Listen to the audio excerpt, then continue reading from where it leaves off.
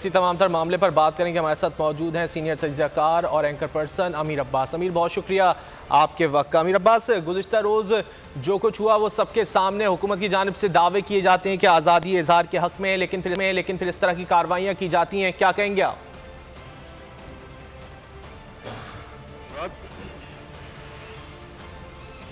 Mohsin bag के खिलाफ और एक केस मोहसिन बेग साहब ने अपने खिलाफ खुद करवा दिया। वो केस है जो उन्होंने पुलिस या FIA के ऊपर से को किया, जो FIA और पुलिस का ऑब्वियसली क्लेम है। जो पहला केस था जिसे कहते हैं कि वो नमाज़ें बख्शवाने गए, रोजे पल्ले पड़ गए। मोहसिन बेग साहब मुराद सईद के केस को डील करना चाहते थे, उन्होंने एक केस अपने गले खुद डाल दिया और ये उनकी हिमाकत है। जो पहला केस है, असल केस मुराद सईद वाला, उस केस में सिर से कोई जान नहीं है। पाकिस्तान छोड़ दे, दुनिया की कोई अदालत मुराद सईद को उस केस में फायदा नहीं दे सकती और मोहसिन बेग को सजा नहीं दे सकती थी, क्योंकि जो लफ्ज मोहसिन बेग साहब ने एक प्रोग्राम में अदा किए थे मुराद सईद के बारे में, उन लफ्जों के अंदर कुछ भी बजारत नहीं है। हाँ, उसके पीछे की कहानी जो है, जाहिर बात है लोगों को मालूम है कि वो एक किताब का जिक्र कर रहे हैं जिस किताब में कुछ नामुनासिब बातें लिखी गई हैं। अब वो किताब जो है वो पब्लिक डोमेन में है, वो किताब पब्लिक नॉलेज है। उस किताब को मुराद सईद साहब ने आज तक सू नहीं किया, आम खान साहिबा को सू नहीं किया, डैमेजेस क्लेम नहीं किए, कोई सिविल डेफेमेशन फाइल नहीं किया। वो किताब पब्लिक डोमेन में है। जो किताब पब्लिक डोमेन में हो, वो जितनी भी नामुनासिब किताब हो, घटिया किताब हो, फोश किताब हो, आप जो भी लफ्ज इस्तेमाल कर लें, लेकिन अगर वो किताब मौजूद है मार्केट के अंदर और उसको किसी ने चैलेंज नहीं किया, तो आप उस किताब के किसी एक लफ्ज को, किसी एक पैराग्राफ को अगर कहीं कोट करते हैं, तो कोट करने वाले को वो नहीं पकड़ा जा सकता किसी भी अदालत के अंदर। पकड़ना है तो उसको पकड़े जिसने किताब वो शाया की है। तो वो केस तो मुराद सईद साहब का मोहसिन बेग साहब के खिलाफ मजबूत नहीं है। मोहसिन बेग साहब ने जो हिमाकत कर दी बहुत बड़ी, कि जब उनको वो पकड़ने के लिए आए तो आपको सरेंडर कर देना चाहिए था, क्या फर्क पड़ जाता? आप एक आध या 2 दिन के अंदर आपको बेल मिल जानी थी। लेकिन अमीर, और मौक़िफ़ ये था कि उनके पास वारंट नहीं थे और गिरफ्तारी के लिए पहुंच गई FIA की टीम। ये मौक़िफ़ उनका बिल्कुल ठीक है, लेकिन इसके बावजूद जब आपको बता दिया FIA ने या पुलिस ने कि हम कहां से आए हैं, हम कौन लोग हैं, तो आप उनके ऊपर फायर ओपन नहीं कर सकते हैं।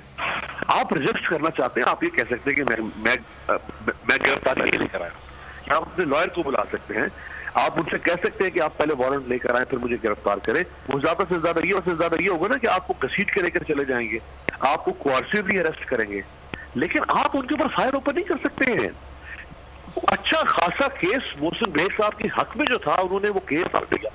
यानी जिस वक्त FIA ने वहां रेड किया तो सिंपैथीज मोहसिन बेग साहब की तरफ जा रही थी लोगों की, और लोग कह रहे थे कि बहुत गलत है, नामुनासिब है, ये हुकूमत उनको विक्टिमाइज कर रही है, चूंकि वो इमरान खान साहब पर बहुत सख्त तनकीद कर रहे हैं गुज़श्ता 3 साल से, बहुत सख्त तनकीद कर रहे हैं, और बाज़ औक़ात वो उस तनकीद के अंदर गैर मुनासिब गुफ्तगू भी कर जाते हैं।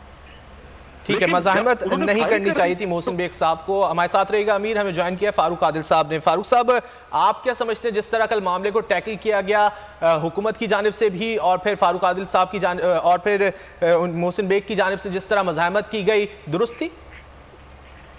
ये देखिए, ये 2 अलग मामला हैं। मैं अभी बात सुन रहा था अमीर साहब की। देखिए, अगर वो किताब, मैं इस हुकूमत का नाक़िद हूँ, सख्त नाक़िद हूँ और इनको नापसंद करता हूँ, लेकिन किताब छप गई नहीं छप गई, इशू ये है कि हमें बिलो द बेल्ट कभी नहीं जाना चाहिए, हमें उसकी मजम्मत करनी चाहिए। ये सिलसिला शुरू ही नहीं होना चाहिए था। इस मामले में मोहसिन बेग साहब ने ये दुरुस्त नहीं है, और इसके अलावा जो लोग कर रहे हैं, जो मीडिया कर रहा है, जो सोशल मीडिया पर लोग कर रहे हैं, ये सब गलत है, इसकी मजम्मत की जानी चाहिए। और ये अलग बात है कि ये जो कुछ भी हो रहा है, ये तहरीक इंसाफ की अपनी हरकतों का फॉल आउट है। जो कुछ उन्होंने किया वो उनके खिलाफ पलट कर हो रहा है, लेकिन ना हमें उस वक्त उसकी सपोर्ट करनी चाहिए थी, ना आज अगर तहरीक इंसाफ के खिलाफ ये हो रहा है तो आज उसकी सपोर्ट करनी चाहिए। ये अलग बात है। रहेगी दूसरी बात, फिर कपड़ों में कोई आया है और किसी को ले जाना चाहता है, तो मोहसिन बेग कैसे जान सकता है कि वो सरकार के आदमी है, वो FIA के आदमी है, वो पुलिस के आदमी है, वो पता चले कि कोई उठा के ले गया और कत्ल कर दे। तो पर अगरचे ये कानूनी मामला है, लेकिन ये बहुत वाज़ेह बात नहीं है। इस मामले पर फायरिंग वाली बात की तो सपोर्ट नहीं की जा सकती, लेकिन मुज़ाहमत की जा सकती है और मुज़ाहमत करनी चाहिए थी, गिरफ्तारी नहीं देनी चाहिए थी, या फिर कानून का अपने वकील को बुलाते या जो भी सूरत करते, इस तरह से होना चाहिए था। तीसरा पहलू इसका ये है कि ये हुकूमत फाशिस्ट है, पहले दिन से फाशिस्ट है। इसने अपोजिशन में भी फाशिज्म किया, टेररिज्म किया, और इस वक्त सबसे पहले आज़ादी इज़हार पे कदगन लगाई इसने। इस मीडिया को तबाह कर दिया इन लोगों ने, और आने वाले दिनों में और हमें खराबी नजर आ रही है, एक तो मीडिया के साथ, ज़राए इब्लाग के साथ और आवाम के साथ, और आज़ादी इज़हार के इशू पर हमें मसला नजर आ रहा है।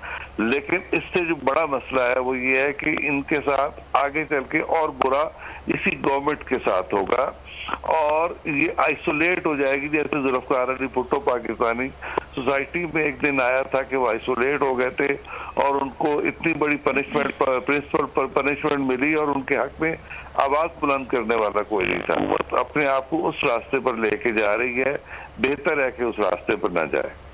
देखते हैं कि मामला अब ये क्या रुख इख्तियार करता है। बहुत शुक्रिया फारूक आदिल साहब और अमीर अब्बास, आपने वक्त निकाला हमसे गुफ्तगू की।